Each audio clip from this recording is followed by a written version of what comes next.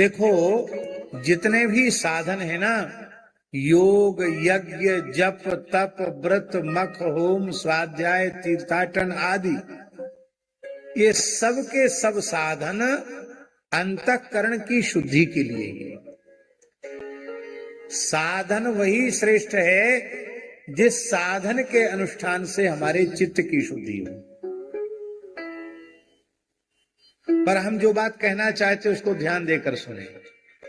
जब इन साधनों का अनुष्ठान व्यक्ति करता है तो वह अपने चित्त की शुद्धि का कर्ता स्वयं होता है, और जब वह भगवत भागवत चरित्र श्रवण करने बैठता है तो उसके अंतःकरण की शुद्धि के कर्ता भगवान होते हैं।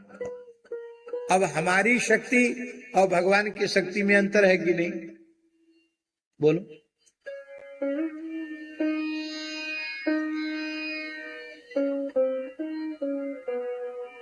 भगवान सर्व समर्थ हैं। प्रविष्टो कर्णरंध्रेण स्वानाम भाव सरोरुहम धुनोति शमलम कृष्ण सलिलस्य यथा शरत्। भगवान कर्णरंध्र से प्रवेश करते हैं, सत्संग के माध्यम से प्रवेश करते हैं और सारे दोष को सर्वथा समाप्त कर देते हैं। इसलिए चित्त की शुद्धि के लिए कथा श्रवण करनी चाहिए। एक बड़ी ऊंची बात है,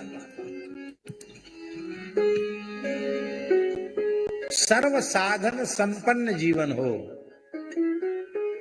पर भगवत भागवत चरित्र श्रवण रूपी साधन जीवन में न हो तो सारे साधनों को करने के बाद भी भगवत प्रेम की प्राप्ति के लिए जैसी अपेक्षित चित्त शुद्धि होनी चाहिए वो नहीं होगी। भगवान श्री कृष्ण की लीला में, ब्रज लीला में प्रत्यक्ष उदाहरण है। मथुरावासी ब्राह्मण त्रिकाल संध्योपासन करते हैं, वैदिक अग्निहोत्र की दीक्षा लिए हुए हैं, वेद पाठी हैं, पवित्र आत्मा है, सदाचार संपन्न है, धर्माचरण में कहीं कोई प्रमाद उनमें नहीं है, कहीं कोई न्यूनता उनके जीवन में नहीं है, कहीं भी कोई न्यूनता नहीं।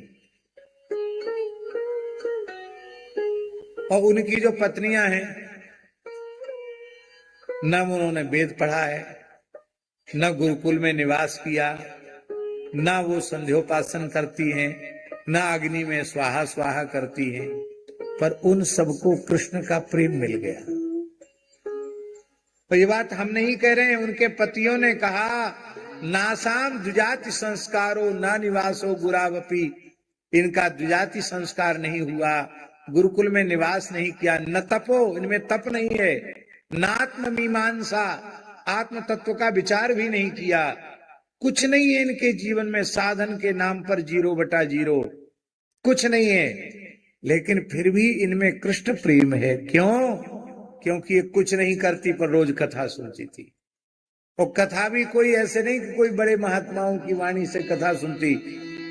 मथुरा की मालिनें वृंदावन में फूल चुनने जाती, कंदमूल फल लेने जाती और वहां से लेकर आती और उनसे खरीदने बेचने के समय ही थोड़ी देर भगवत चर्चा हो जाती। आज वृंदावन में कौन सी लीला हुई, और उसी को सुनकर के उनका चित्त इतना शुद्ध हो गया कि श्री कृष्ण आए हैं, भूखे हैं, इतना सुनते ही ऐसे दौड़ पड़ी जैसे सावन भादों में श्री गंगा यमुना समुद्र की ओर दौड़ती है, ऐसे भगवान की ओर दौड़ के चली। कथा सुनना बहुत जरूरी है। हमारे वक्तव्य से यह अर्थ मत निकाल लेना कि जनेऊ नहीं पहनना, संध्या नहीं करना, गायत्री नहीं जपना, ये सब करो, वैदिक धर्म का श्रद्धा पूर्वक आचरण करो, किंतु कथा सत्संग अवश्य श्रद्धा पूर्वक श्रवण करो। उसके बिना चित्त शुद्धि संभव नहीं। शुद्ध अंतःकरण में ही ज्ञान भक्ति वैराग्य